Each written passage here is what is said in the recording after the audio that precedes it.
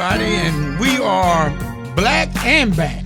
I don't know about you. I've always been black. You always been black? Yeah, I ain't back to black. I've always been black. Yeah, you sure, Daryl? Mm-hmm. I don't know, Daryl. Somebody, listen, this is Adolphus Screw. And I'm the Reverend Daryl Gray. I check my credit rating. I check where I live. I check the kind of food that I like. All of that stuff. I've been black for a long time. Okay. I don't know about Ladies and gentlemen, Daryl said Adolphus he's been black all his life. Adolphus is back to black. I'm Blackfoot Indian.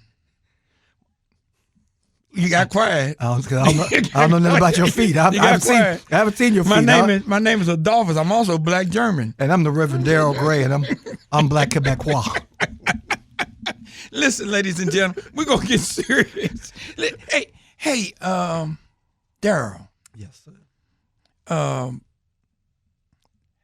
It is always important to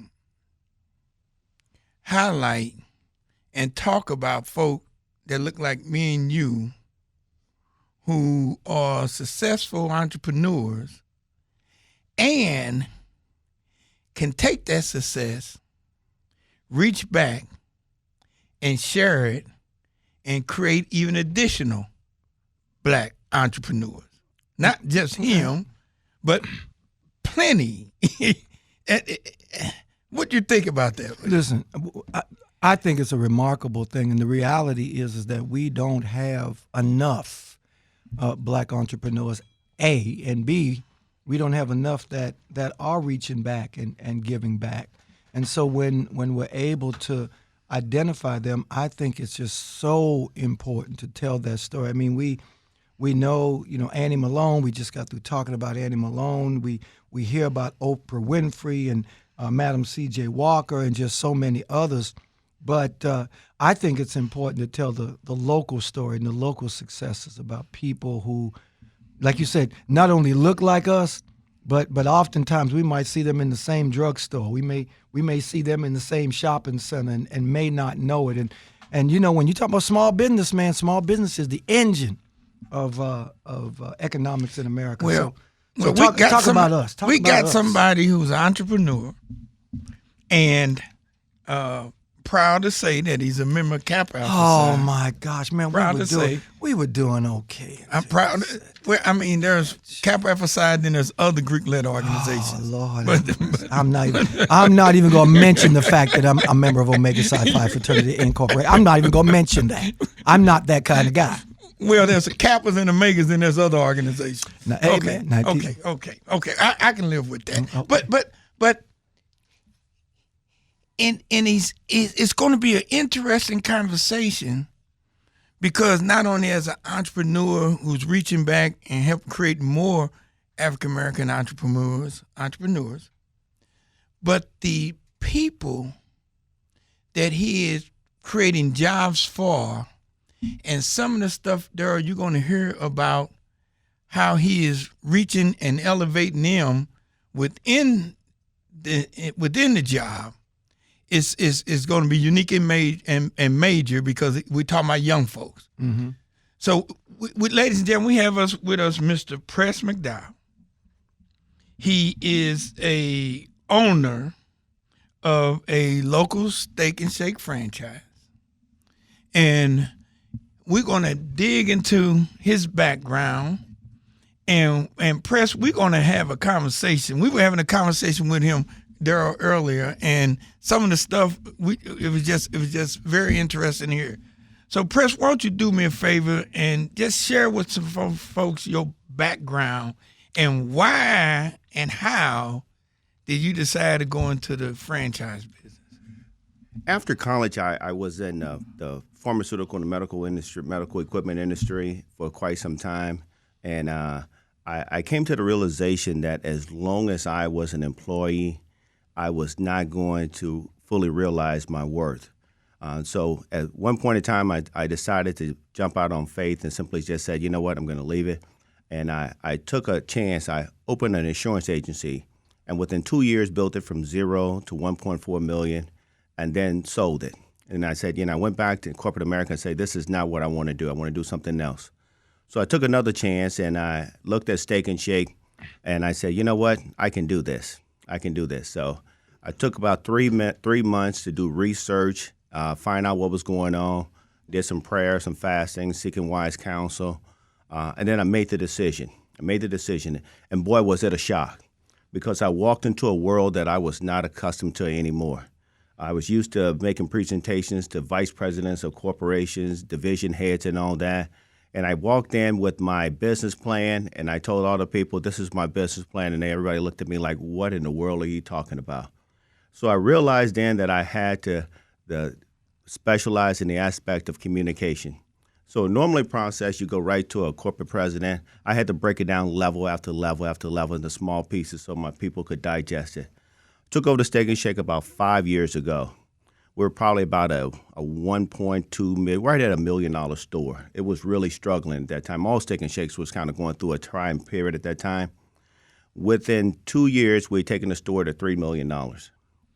Within 5 years, we've grown the store basically $1 million every year. Wow. We're now the highest volume Steak and Shake in the nation. And quickly, your Steak and Shake is located? My Steak and Shake is located at 1253 Hampton Avenue. Okay, wait a minute. Whoa. Whoa, back it up. The Steak and Shake on Hampton. It's the highest volume Steak and Shake in the nation. Highest volume in the nation? But how many franchises are we talking about? We're talking about 180 franchises, roughly 180 franchises. And there's new that's coming online and all that, but we're that actually does more volume than any store in the nation. And what I did when I took over the franchise was I had the unique aspect of growing up in St. Louis and being college, going through college and all that aspect. Mm-hmm. I brought the two together, what I knew from dealing with people in my neighborhood to what I knew from college, and I created a business scenario to work with my people. I always tell the story, one of my workers when I came there was making roughly $9.50 an hour. He'd been there for 10 years. So I set out a program for them. I select people and say, I'm going to move you to management. I'm going to work with you on this whole process and move you to that process. And within about 2 years, most of my employees was making $18, $19 an hour. So when the change came to move employees to $15 an hour, my people said, well, Press, this really doesn't help us. We've been making more than that for years. We're making that for whatever year. So taking care of my people. But what I noticed also was that even with that salary, they were behind the 8 ball. So what I did was I brought in an insurance broker to set up plans for them with Obamacare so they got the best insurance program. Then I told all the single mothers and individuals I was going to give them PTO, paid time off, so that when their kid got sick, they would not be penalized financially for it. Then I set up processes where every individual, I told them, I will pay for you to take a class because I wanted my staff to get back into thinking.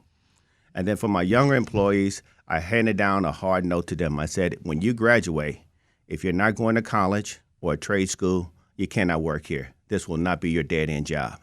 You have to show some type of progress in all that process. So what happened when we did all that process was that we have the lowest retention. We have one of the best retentions in the nation of all Steak and Shakes because we deal with the people. And I have a philosophy with my people. I say, as long as I'm making money, you will make money. And they've bought into their aspect, and they know that they're part of a family. They know that I care for them. When I go to my store, I intentionally don't go in a suit because I want to meet them on a certain level. Right. I want to meet them on a certain level. I want to communicate with them. I want to understand what is going on in their lives, and I take it personal. And I think it's one of the things we have to understand is that everybody, when you get up every day, everyone is not going to be on the level that you are. Sometimes you're going to have to reach down, and sometimes you're going to have to reach up. And I take pride in that aspect that I take care of those people because that's what God has put me in charge of at this particular point in time. Darryl, he sounds like a progressive. He's a progressive businessman. He's a smart businessman because the reality is, if your employees are happy, then it's going to show. It's going to show throughout the store. If your employees are happy, if they're healthy mentally, spiritually, economically, then it's going to reflect. And I think that's the business model. I've got 2 quick questions. Out of all of these stores now, and of course, being the activist in the room, with the exception of Courtney, who's the member of what was that fraternity? Anyway, that fraternity, that the reality is, black franchise, because I mean we hear about the other black and I won't call the names of the restaurants, but there are certain restaurants that we hear about often, particularly in the black community, and you've got black franchise owners, and you know the ones I'm talking about. We won't talk about them, but I did smile when you said Steak and Shake, because even in my head, as informed as I think I am, I said a black franchise owner. And so that, to me, if you had said one of the other restaurants, I'd have said, oh, okay, because, we see them on TV, blah, blah, blah. But black franchise owner, Steak and Shake. How many?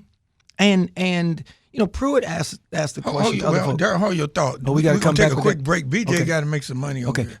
How many? And what did you have to go through as a black owner? We're going to be right back with more Point Black. And we are back. And Darryl, you were right in the middle of your question was. Yeah, like I said, black entrepreneur. Some of the other restaurants, because you see it on TV, but Steak and Shake. So how many black franchise owners in this particular market? Well, for this particular company. And what obstacles? I mean, obviously you were a great salesperson. You know how to create businesses. You know how to deal with your employees. But like I said, just for our listeners, they're going to Steak and Shake. How many and what obstacles? Well, the first thing is I had the honor of being the first African-American Steak and Shake owner in Missouri. Wow. Okay. So there was no other African-Americans before me that came on and had Steak and Shake. So the footprint that I was to make had to be a concrete footprint so that others can go through the process. We went through the process where Steak and Shake had a knowledge of me prior. I was an alderman in Baldwin. I was the first African-American alderman in Baldwin also. And I helped them actually get a Steak and Shake established in Baldwin. And when I decided to apply for one of the guys said, hey, I remember the name Press. I remember the name Press. It's a unique name. And so he says, yeah, we'll take you through the process. So I kind of took some time out and prayed about which location. And everybody said, don't take the Hampton location. Don't take that location. I said, no, I'm being led the right way. I'll take it. So I put my money up, began the process, went through roughly about a 4-month training program. But one of the things I noticed when I went through the training program was training program was very structured through the whole process. But the owner of Steak and Shake, Sardar Biglari, told me, he said, Press, I want you to think like an entrepreneur. I want you to think outside the box. So I began to think outside the box and what I need to do. Broke my business plan down into evening franchise, morning franchise, weekend franchise. We're the only store that actually is open 24 hours. We only close on Christmas. Okay. We only close on Christmas. Went through the process, and one of the owners, the owner's brother, called me one day, and he says, Press, is everything all right? He said, we hear from everybody else, but we don't hear from you. I said, no, I pretty much have figured this thing out. I've gotten it down packed through the whole process. But after I got my store, I started thinking, I said, you know what? I am going to have a business at 65, 70, and all that. Provided Steak and Shake is still in business, I'm still there. What am I going to do to assist other brothers? Right. And I had a number of people come to me and say, Press, I'd like to become a Steak and Shake owner. The first thing I told them to do is I said, take 2 months out, a month or 2 months out. You and your family sit down and talk about it, pray about it. If God tells you yes, come back and then we'll talk again. I've had over 20 people come back to me. I've gotten roughly 10 people in franchises. There are 7 black franchise owners here in St. Louis. Wow. I played a part in mentoring or getting them all in their stores. So the process of having a business is being realized by other individuals. And one of the things that I took into consideration was that when you're successful should not be selfish. It shouldn't be, I've got it, I've got this, I've got that, but it should be a shared aspect, another shared aspect. I had an individual come up to me one day and said, hey, Press, did that guy over at that other store get you your store? And I said, no, actually it was the reverse. But I'm not in for the accolades. Right. I'm in it because you want to build a legacy so that individuals that come behind you have the same aspect of business. And once I got those individuals in those stores, I took 3 to 4 months to mentor them to make sure they got it right. And then when they say, Press, get out of my store, I've got it.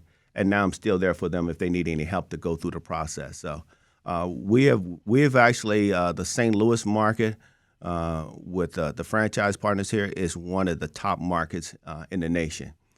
They're really doing business right. And not only did I mentor them, but I hold them accountable. Mm-hmm. So I'll visit their store sometime and say, man, you got to get this right. You got to get this right because your name is on it. Mm-hmm. And my name is on it, right? Because I have a vested interest in you. So it's proven to be successful. It's proven to be successful from a business standpoint, and it's proven to be successful financially also. And outside of St. Louis, you've helped people with stores? I've helped people in Indianapolis. I've helped people in Texas. I've helped people in a number of different states. I've had people simply find me on the internet and call me and say, hey, I'd like to talk to you, Press. And I say, sure, I'll talk to you. No problem. And the company has realized that I've been an ambassador for helping get other individuals on with Steak and Shake also. Have they used you? I mean, when you have a model like that, obviously successful, I wrote it down from 1 million to 3 million. You said, you're increasing $1 million a year.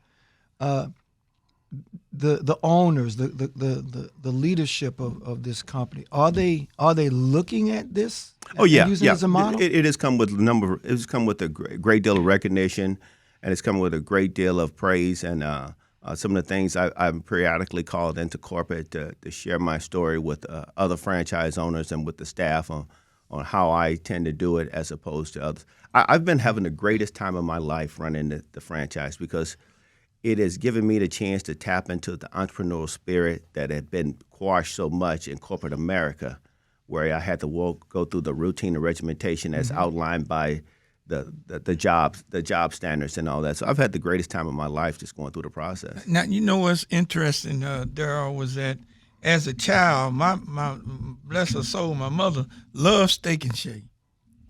And so as a child, and we used to go to the one up there on Hampton.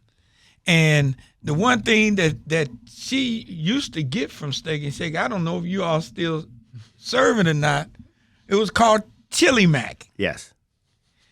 Chili Mac. Chili with spaghetti. And she loves Steak and Shake Chili Mac. She used to get that. Do y'all still have Chili Mac? We still have the Chili Mac. One of the things about Steak and Shake that was unique when I made the decision, the brand is nostalgic. Right. The taste is a St. Louis taste. Everybody has a mother or uncle or someone who says, I really love the taste of Steak and Shake.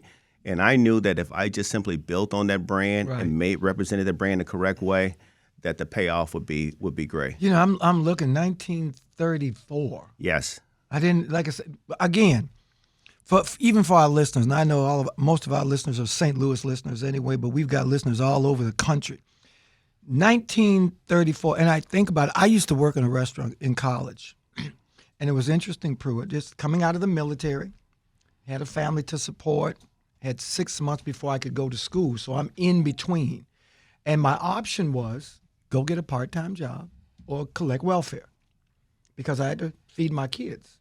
And I said, I don't have anything against collecting welfare, but I'm an able-bodied somebody, let me go find a job. And I went to a restaurant, and I was flipping hamburgers one day, and the manager came up to me and said, what are you doing? And I said, I thought I was flipping the burger wrong. He said, you could be doing something else. What are you doing? And I explained my story to him, put me in the management training program. In 2 months, I finished the program. In 6 months, I was a manager of a store, and they wanted me, but I didn't particularly like that. That franchise wasn't very nice to our folk. Uh-oh. Yeah, that particular franchise, it was more of a high-end hamburger place. So I won't call any names in here, ponytails and stuff. But I think about this. Even as a manager for me, it's not hard. It's not easy running a restaurant. It is not. It's not easy. It is not it's not easy to run a restaurant. The restaurants are designed on 2 formats. They're designed from everything from a GED all the way to a college diploma to run it. The process of training your employees is to break it down in the avenue that's going to be easy for them to comprehend. So some individuals are very good at simply just saying, I can run a shift. Mm-hmm. Some individuals can say, I can run a whole store. So in developing my structure, I developed my structure in order to best facilitate that aspect. So I had individuals on levels, a level 1 manager, a level 2 manager, assistant restaurant manager, and a restaurant manager, all with the incentive to move up to different levels. And each level categorized by their ability to work. So what I gave the incentive for the individuals was that if you do better, you can get promoted. There was no set number that I can have in a certain category and all those aspects. So individuals that started off as, say, as an assistant restaurant manager have moved up now to become, very prominent. For instance, I hired a young lady, 18 years old. She was basically taking care of her brothers and sisters, and I told her, I said, I'm going to make you a manager. She said, Press, I just know way I can do it. These people are older than me. I said, well, I believe in you. I'm going to back you, and I'm going to teach you the process. She went through the process, and when she first came to work for me, she was making about $8 an hour. $8 an hour. She is now one of my best managers and makes $20-some an hour. Wow. But not just the salary. Mm-hmm. She is very sharp and efficient in everything she does. Her goal is to become a veterinarian.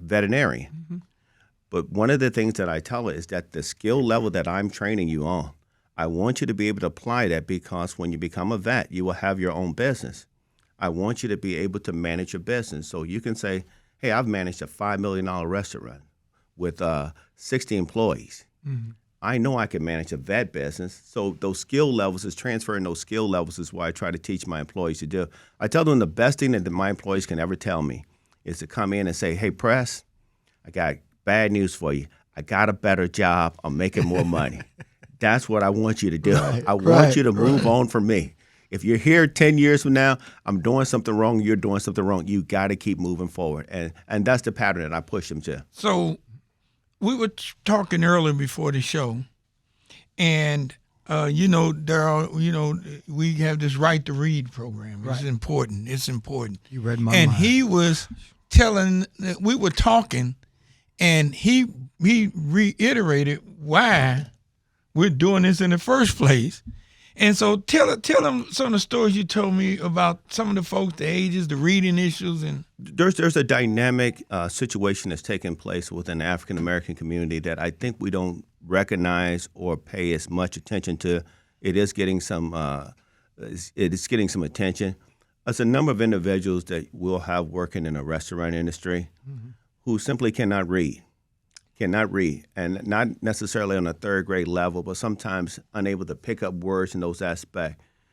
As opposed to firing those individuals, as an owner, you have to meet those individuals where you're at and train them in levels where they can be productive, because unfortunately, those individuals have families, they have kids, they have things they have to do also. So I'm not going to punish someone because they simply can't read.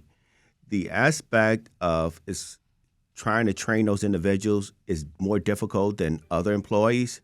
But one of the things that we've done is that in partnership with Forest Park and some of the other schools is you go and take a class. The first class you take, I will pay for it. I will pay for it. I just want you to get into the process of thinking. Mm-hmm. Individuals that don't have a high school diploma, I personally will have an employee that's designated to take them to Forest Park, sign them up for the GED program. And then when they get their GED, I will give you a raise. I'll give you a raise for getting your GED. Right. One of the other things we'll do is that right now most employees have a card where all their banking is done on that particular card. Mm-hmm. I tell them, in 30 days, you need to get a bank account. Right. We're going to sign you up for a bank account. You need to have your own debit card through that whole aspect. And the glow that you get on those faces of individuals when they come back and say, I got my GED. I got my own bank. I got my own bank card, as opposed to carrying around a Steak and Shake card. I've got my own bank card. Mm-hmm. The pride they feel that they are somebody and things are going well. Quick story, an individual, I made him a manager. He came to me and he was crying. He said, for the first time in my life, I feel real good about what I'm doing. He says, I'm coming in here with a shirt on. I'm telling people what to do. I'm a manager. And he says, I told my mother, I told my family, and they are all excited. So we're making lives, changing lives. And that's what makes me feel better each day when I get up, is that I know that I've changed the life of some individuals. For me, it may not be that, I got a manager, it's a promotion, but right. For them, it means the world.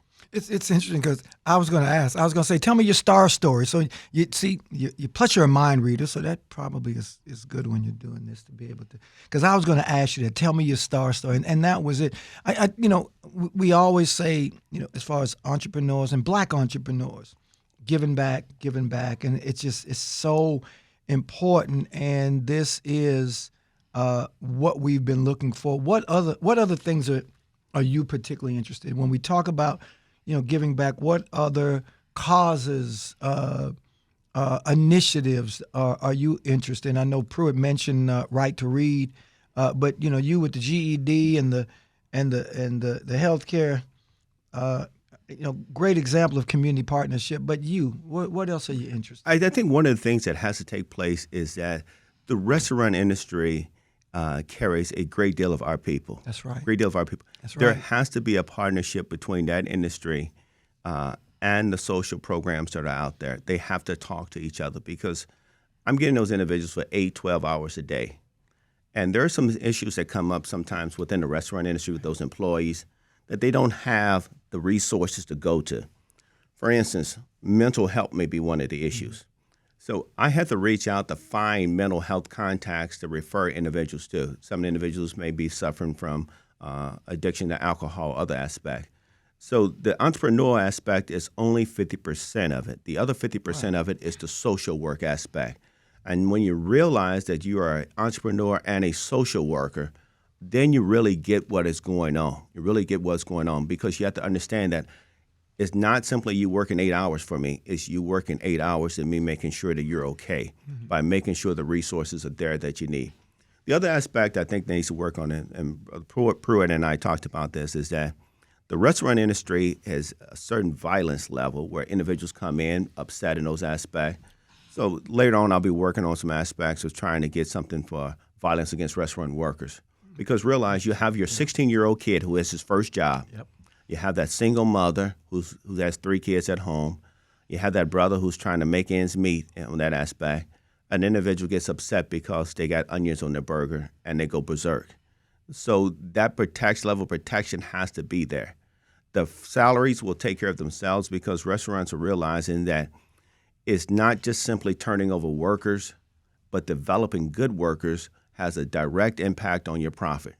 When you got good workers, productive workers, and you're not turning over, getting the next person, your production and your profits go up within a very good span is what will happen, that aspect. You know what? And I'm going to ask, because you mentioned the fact that, you've helped many others, over about 20 and at least 7 locally, get franchises under the Steak and Shake umbrella. There are some, and I'm not criticizing, but there are some folks who, they want all of the franchises. They own 3 or 4 of them, 5 or 6 of them. Right. They want. So did you have opportunity to own more than one? And if so, what was the motivation for not owning all of them and stretching out and putting other people into business? Well, there's two reasons. I after I made mine, became more successful with mine, I did reach out to the company and say, can I get additional franchise? And one of the new things they told me was, press, you haven't really developed that one to the full aspect. So we only have so much press. So if you spread it out more, maybe we'll see that aspect. But the other thing that I looked at and say, you know what? I could say, you know what, I want this one, and you have one black man owning all the black franchises with Steak and Shake in St. Louis. That's not the way to go. I think the Christian way, the best way to do it is to develop someone else. Give them the opportunity. Give them the opportunity to say, hey, why don't you take this one right here? This is good. One of my best friend that owns the Collinsville location, John Hibbler, he came to me and said, I think I want to do a franchise. And I said, I don't know, because I didn't want to put my best friend in a position that if he didn't fail. And he said, no, I'm going to do it, Press. I'm going to do it. And I said, well, if you're going to do it, let's pray about it. Let's do it. And he's got it, and it's become very successful. So I feel better in the position that I'm in right now, that I've helped others get it, as opposed to simply sitting on the mountain and you have all the gems. Yeah, I feel better as a person. And I look at it, and just looking at the stats, Pruitt forces me to look at stats. He calls it deep diving and stuff. about 3% of U.S. businesses were Black or African American owned in 2022.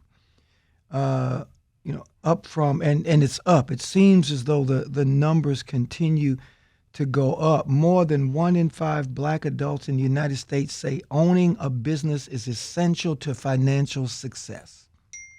Owning a business. And so when they talk about financial success, I suspect that they mean financial success in the community. Because I always say, if I can see it, I can be it. Right. If you've got folk, like you said, you've helped several other folk. But like I said, if I meet Press and Press tells me his story, and I'm saying, well, wait a minute, I'm not that much unlike him. Maybe if I can, find out how he did it and some of the secrets, I can do it. With Courtney, pre-law, maybe one day he'll be a lawyer one day once he comes out the pre-law club. And but it's just so interesting that more than 1 in 5 Black adults in the United States says owning a business is essential to financial success. And there's another stat that go along with that is good but bad, because during the Obama administration and the stuff he put in SBA, the number of black businesses did explode. The problem was they were 1 and 2 person businesses. Gotcha. Everybody became a consultant, and so it didn't create job opportunities, as many job opportunities in the community. Right. And you said an average store has how many employees? You said you got 6. I got 60. My average store may have about 25, 30. Yeah. So that's great, because you creating those 7 stores are responsible 7 times 25 or greater. So that's good. We're gonna take another break and we're gonna come back, because Press, I gotta ask you something. There's something you've been repeatedly saying during the show, and I'm gonna put you on the carpet. And I'm gonna finish this delicious chocolate shake during the break. We'll be right back with more of Point Black.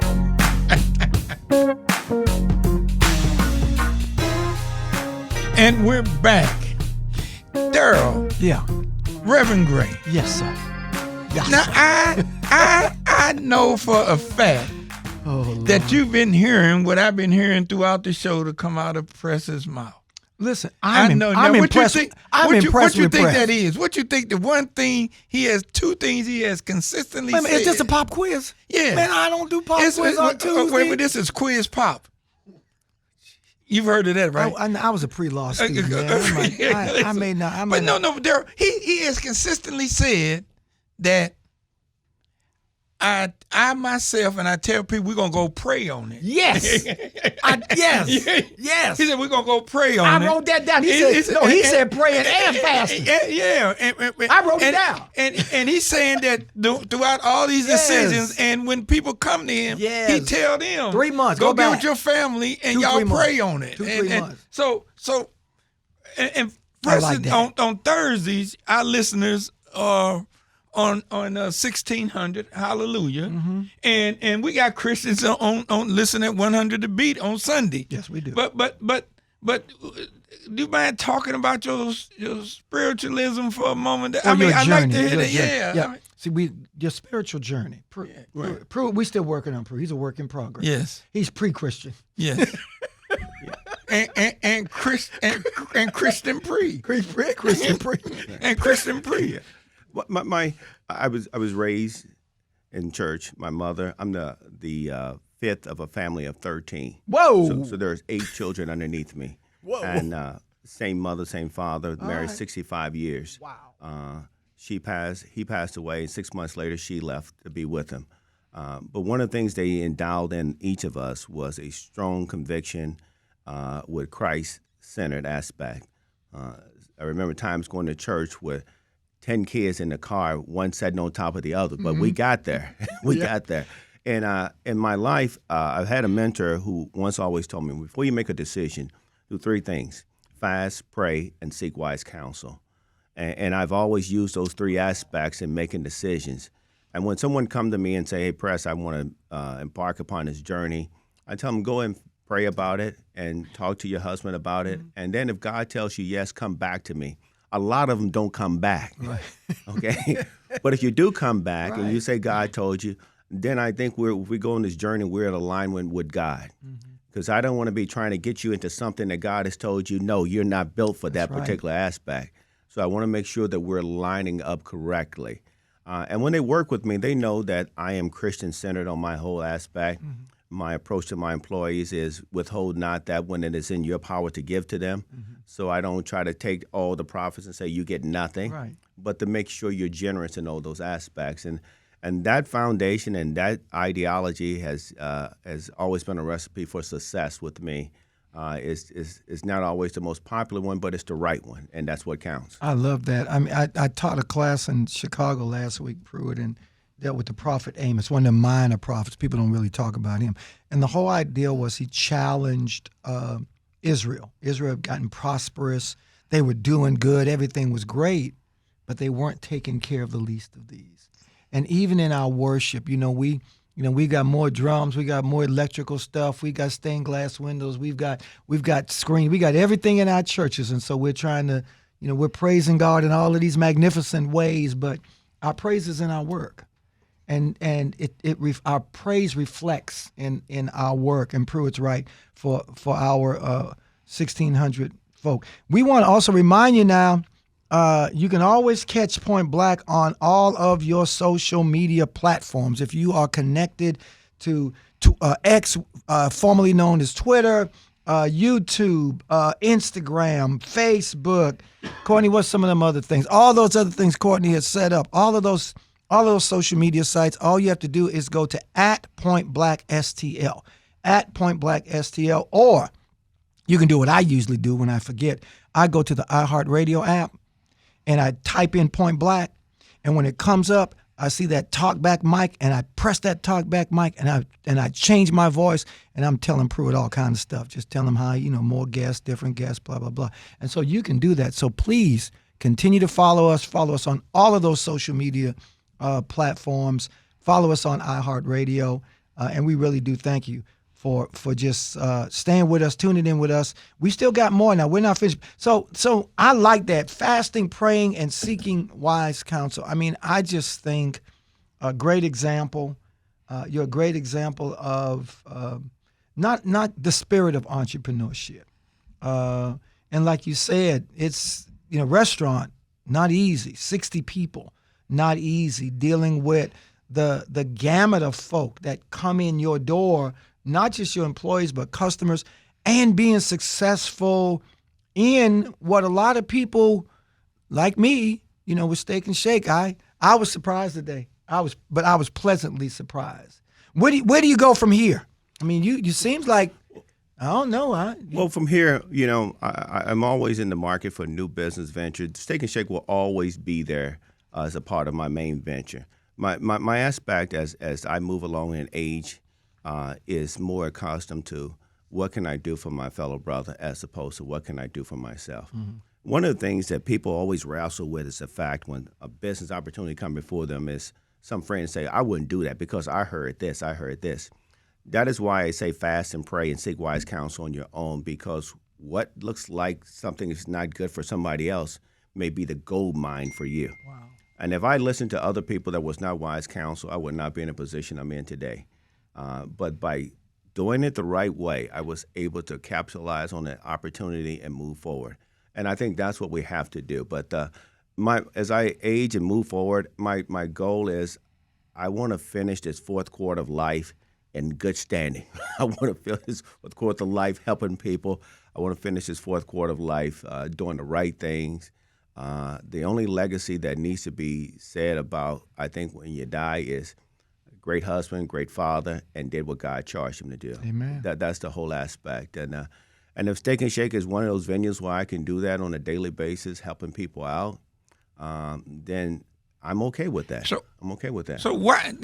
I'm going to ask the $100,000 question. Oh yeah. Why would anybody listening to this make a decision to seek out a franchise with Steak and Shake? I think there's three reasons why individuals should do that. First, they need to be led by God or led by their conscience that this is the right aspect. You need to make a decision. The second aspect, if you're looking to go in and any business venture, say, I want to go in because I want to be a millionaire, you're going in the wrong way. When you chase the money, you will always come up empty. Chase the opportunity, and the money will follow. The third aspect of it is, if there is a dying desire in your heart to run your own business, to be the captain of your ship, to help others, to be an integral part of your community where you help individuals in the community, then that is your best decision and reason to go. Anything else other than that, I think you will come up short, because I get the greatest pleasure not out of how much money I make. I don't get the greatest pleasure of being called an owner. I get the greatest pleasure of saying that I affect 60-some lives on a daily basis. And I always tell my wife this. Every morning when I get up, people are counting on me to make the right decision. That's right. To make the right decision. And when you go in it with that aspect and you want to be an entrepreneur for those aspects, I think success is simply just a matter of time. A lot of people want to say, I want 5 business incomes and I want all those things right there. That's the hyperbole that you hear out there, the noise and all that. I want a sports car and I want all those things. Those things will come with time. One of the greatest things I had, a young man came in the store. He says, I come here every Thursday. And he says, you know why I come here every Thursday? His mother said he comes every Thursday because he sees you as a black business owner, and he says that's what he wants to do. Right. And I had no idea that that's what the kid was coming for. And so I told the kid, I said, you know what? Let's sit down and talk. Let's sit down and talk. Let's sit down and talk. I do it with my high school students. I said, you're going to run the store today. I want you to see how it feels to run a business. You're the owner. You make all the calls today. I want them to have that feeling of driving the ship and going through that aspect. So when the individuals come to you and say that's what they want to do, and you say, you know what, he's looking at not you, but he's looking at me, that's a great feeling that you're saying, you know what, I'm making an impact on an individual. Now, one quick thing I want you to do, because you mentioned there's 7 other black franchisees in the region. Where are those stores at? Okay, the Bell Fountain location is owned by Brian Mitchell. Brian Mitchell is a stellar individual in the community. The Dorset Road, the Halls Ferry location is owned by Sister Sonia.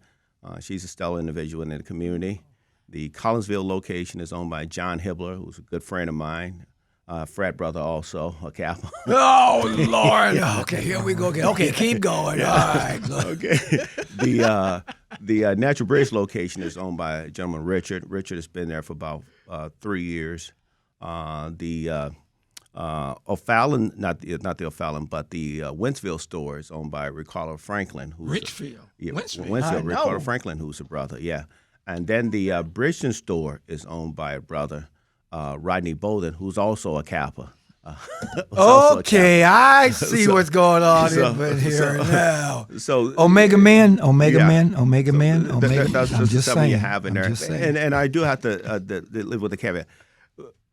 I've not only helped African Americans get, I've helped other races get there too. And they're doing well also. Sure. But I am always there as a hand for my brothers and my sisters that need help also. And then we got another sister who's currently in the process, who's ready to take over the store at Chippewa, Jeanette.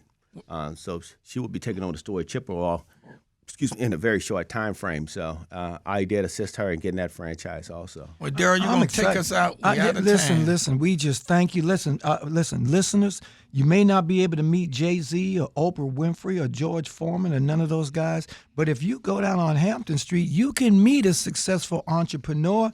His name is Prez McDowell. Kappa, he's a Kappa. Don't hold that against him. Ladies and gentlemen, thank you so much for tuning in to Point Black. Prez, thank you so much for being here, man. And ladies and gentlemen, you know where to find us. We'll see you again on the radio.